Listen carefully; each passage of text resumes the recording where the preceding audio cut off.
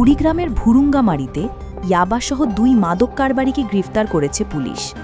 25 June বুধবার বিকেলে উপজেলার পাইকের ছড়া ইউনিয়নের সোনাহাট ব্রিজের পশ্চিম পাড় এলাকা থেকে তাদের আটক করা হয়।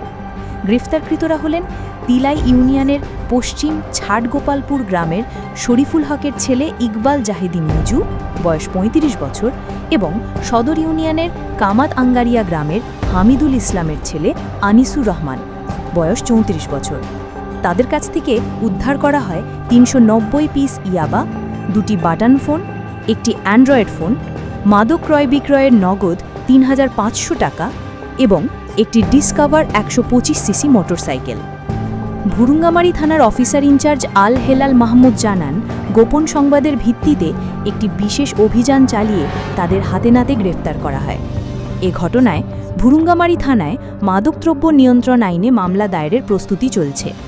ভুরুঙ্গামারীর সাধারণ মানুষ চান এই অভিযান যেন আরও বিস্তৃত হয় আর মাদকের ছোবল থেকে যুব সমাজকে রক্ষা করা যায়। Bhurungamari TV news.